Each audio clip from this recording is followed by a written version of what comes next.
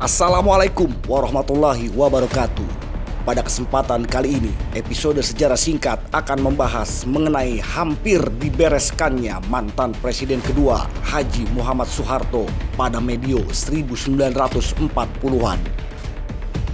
Peristiwa itu terjadi setelah pemberontakan PKI pada tahun 1948. Namun, kesalahpahaman antara Letnan Kolonel Soeharto dengan pasukan Siliwangi dapat teratasi tanpa harus ada yang terluka. Adapun pembahasan kali ini dan di setiap episode sejarah singkat tidak lain hanya sebatas berbagi informasi dan edukasi seputar sejarah tanpa ada sedikit pun niat untuk lebih tahu apalagi menggurui. Tapi sebelumnya, semoga kalian semua selalu dalam keadaan sehat walafiat. Bagi yang sedang sakit, semoga segera diberikan kesembuhan. Buat yang belum dapat pekerjaan, semoga segera mendapatkan yang diinginkan. Dan yang masih jomblo, semoga segera diberikan pasangan yang cantik, ganteng, dan kaya. Amin. Begitu surat perintah 11 Maret turun dari Presiden Soekarno pada tahun 1966, Letnan Jenderal TNI Soeharto langsung bergerak cepat.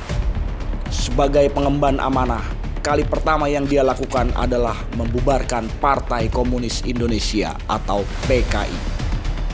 Namun, tak banyak yang tahu jika 18 tahun sebelumnya Soeharto nyaris dibunuh oleh para prajurit divisi Siliwangi gara-gara dicurigai sebagai perwira yang pro PKI.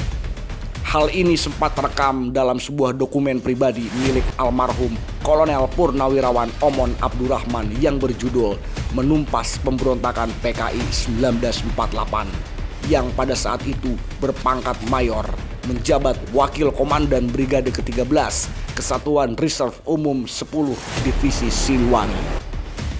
Omon berkisah, suatu senja pada akhir September 1948, di tengah ketegangan antara divisi Siliwangi yang pro pemerintah Muhammad Hatta dengan divisi Penembahan Senopati yang bersimpati kepada FDR atau Front Demokrasi Rakyat yang sebagian besar diisi para aktivis PKI.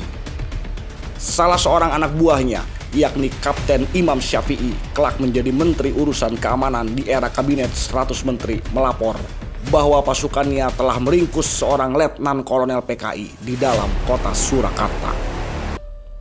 "Pak, saya menangkap overs PKI. Apa harus langsung saya bereskan saja?" ujar Syafi'i. Omon yang harus berhati-hati dalam melakukan tindakan tidak serta-merta setuju dengan usulan Syafi'i. Dengan tegas, dia melarang tindakan gegabah itu dan memerintahkan sang kapten untuk membawa perwira PKI ke hadapannya. Namun, betapa terkejutnya Omon begitu melihat yang dibawa Syafi'i adalah Letnan Kolonel Soeharto, yang dalam dokumen itu dia sebut sebagai Komandan Resimen Yogyakarta. Selanjutnya, secara sopan, Omon menginterogasi Soeharto dan menanyakan maksud kehadirannya di Surakarta. Dalam keterangannya, Soeharto menyatakan bahwa dirinya baru menghadiri undangan rapat konferensi para pimpinan TNI yang diselenggarakan oleh Kolonel Djoko Suyono, salah satu tokoh FDR, di Balai Kota Madiun pada 24 September 1948.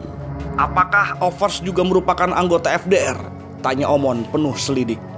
"Bukan, saya Komandan Resimen TNI di Jogja, tapi saya datang karena memang diundang oleh mereka," jawab Soeharto.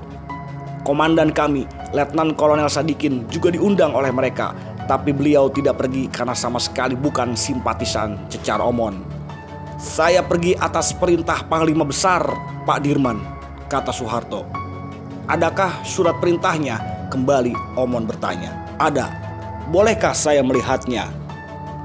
"Boleh," ujar Soeharto seraya memberikan sepucuk surat kepada Omon. Begitu melihat isi surat keterangan yang langsung ditandatangani oleh Panglima Besar Jenderal Sudirman, Omon baru yakin bahwa Soeharto bukan bagian dari FDR.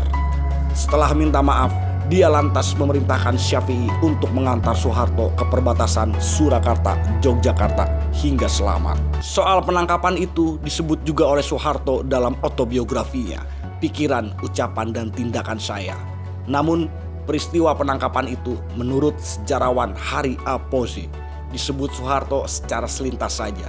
"Agak kurang dramatis," ujar ahli sejarah Indonesia asal Belanda itu. Dalam karyanya Madiun 1948, PKI bergerak. Poze juga membenarkan kedatangan Soeharto ke Madiun atas perintah Jenderal Besar Sudirman. Tujuannya selain menyelidiki situasi Madiun pasca insiden 18 September 1948, juga mengemban misi mencegah perwira kesayangan Sudirman yaitu Letnan Kolonel Suwadi Suromiharjo bergabung dengan FDR. Bahkan lebih jauh diungkapkan oleh Poze bahwa setiba di Madiun, Soeharto sempat berdiskusi dengan Musso dan bertemu dengan Sumarsono, tokoh pemuda FDR.